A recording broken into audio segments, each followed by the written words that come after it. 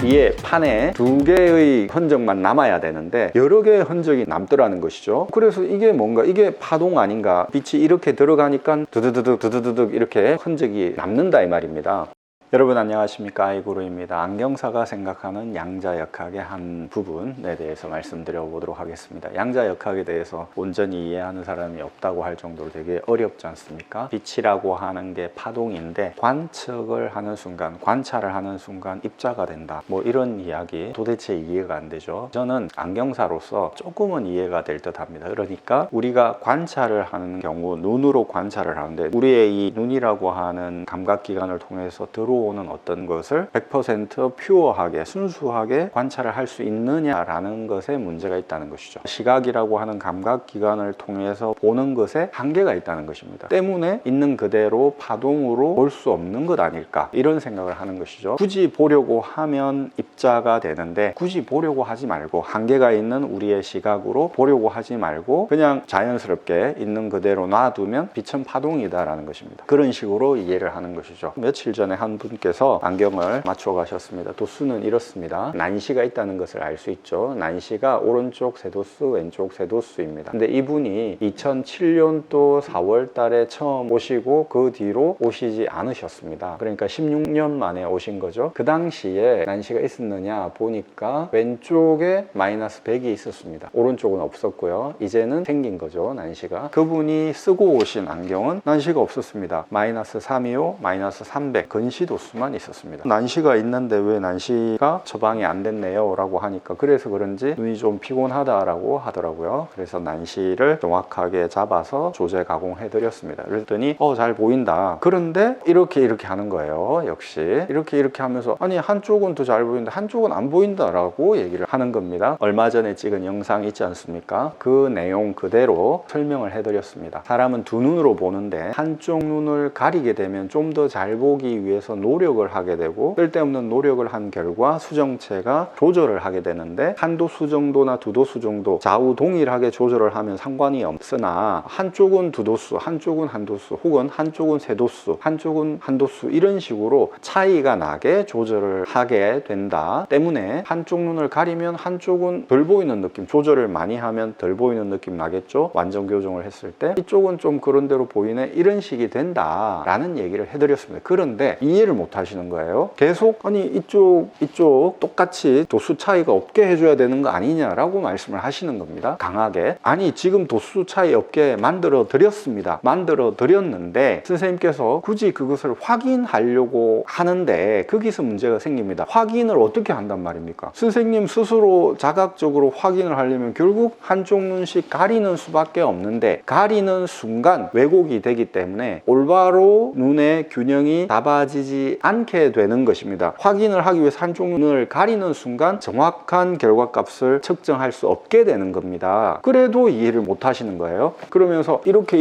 했을 때 한쪽 눈이 덜 보이면 이쪽 한도수를 높이면 되는 거 아니냐는 거죠. 이해를 못 하신 거죠. 그렇게 되면 양쪽 눈으로 볼 때 한도수도 높은 과교정이 된 상태를 쓰게 되는 것이죠. 그러면 눈이 피곤한 겁니다. 과교정이 되기 때문에. 나이가 56세셨습니다. 두 눈으로 보는 지금 이 상태, 한쪽 눈 가리지 마십시오. 그냥 이 상태가 균형이 딱 잡혀진 잘 보이는 상태인 겁니다. 확인하려고 하지 마십시오 라는 말씀을 드렸죠. 그래도 긴가민가 하시는 거예요. 집에도 안경이 하나 있는데 그거 역시 이렇게 하면 한쪽이 잘 보인다는 겁니다. 그런데 지금 막 가지고 온 직전의 안경은 괜찮다는 거예요. 그래서 제가 그랬죠. 이 직전에 이 안경이 잘못된 거고 집에 있는 게 오히려 정확하게 맞춰진 안경일 수 있습니다. 물론 도수, 난시의 각도 이런 게 다 있기 때문에 그게 더 잘 맞춰진 안경입니다 라고 확실하게 말할 수는 없지만, 이것만 놓고 봤을 때, 이렇게 봤을 때 문제가 없다고 하면 이게 잘못된 겁니다 라고 강력하게 말씀을 드렸죠. 그래도 어려운 수학 문제를 풀어줄 때, 못 깨달을 때 보이는 반응을 보이시더라고요. 계속 설명을 드려가지고 그분이 알겠다 하고 갔는데, 아마도 16년 만에 오신 이유도 그런 것 때문이 아닐까. 이게 지금 안 맞는 걸 보니 이 사람이 뭔가 잘못 맞췄다라는 생각을 그냥 해버리는 것이죠. 안경에 대한 눈에 대한 이해도가 10%인데 제가 90%라면요. 이 10%를 가지고 자기가 그냥 생각을 하는 겁니다. 이중슬릿실험이라는 게 있지 않습니까? 이렇게 세로로 긴 구멍을 뚫고 빛을 쏴줬는데 입자라면 빛의 알갱이들이라면 뒤에 판에 두 개의 흔적만 남아야 되는데 여러 개의 흔적이 남더라는 것이죠. 그래서 이게 뭔가 이게 파동 아닌가? 빛이 이렇게 들어가니까 두두두둑 이렇게 흔적이 남는다 이 말입니다. 그러니까 말하자면 빛이 직구인 줄 알았는데 아니다, 빛은 커브다 라는 것이죠. 빛은 파동이다 라는 결론을 얻었지만 관찰을 할 때는 입자인 것 같은 성질이 보이더라는 것이죠. 빛은 파동이기도 하고 입자이기도 하다 이런 얘기를 하는데 저는 그렇게 보지 않는다는 것입니다. 빛은 파동인데 우리가 관찰을 할 때는 한계가 있는 시각이라고 하는 감각기관을 통해서 볼 수밖에 없다는 것이죠. 그 한계 때문에 그렇게 보여지는 것 아니겠느냐라는 것입니다. 하물며 이렇게 비교를 할 때 한쪽이 더 잘 보이게 되는 그런 결과가 도출된다는 것이죠. 얼마나 내가 내 감각기관을 통해서 뭔가를 확인하려고 하는 것이 부질없는 것일 수가 있는가. 여기서 좀 더 확대를 해보면 생각을 하는 것, 머릿속으로 뭔가 확인을 해서 결론이 도출돼야 어떤 행동을 하는 사람들이 있지 않습니까? 이분이 그런 분이겠죠. 이런 분은 성공적인 삶을 살 수 있을까요? 대체로 보면 이렇게 아주 논리적이고 뭔가 결론을 내서 딱 통제할 수 있는 어떤 상황이 되어야 비로소 액션을 취하시는 분들은 좋은 결과를 얻지 못하는 경우가 많아요. 성공적인 삶을 살지 못하는 경우가 많습니다. 이분에게도 제가 설명을 드렸는데 비유적으로 여자가 남자의 사랑을 못 믿고 자꾸 질문을 하는 거죠. 오빠 나를 사랑해? 내가 너를 사랑하지. 나를 위해서 죽을 수 있어? 죽을 수 없으면 사랑이 아니지. 막 이런 식으로 그렇게 자꾸 사랑을 확인하려고 하면 문제가 되지 않습니까? 그런 거죠. 우리가 생각으로 뭔가를 확인한다는 것, 이게 부질없는 것일 수 있다는 것이죠. 그래서 성공하는 사람들은 직감적으로 대충 요리 하면은 되겠다라는 생각을 하면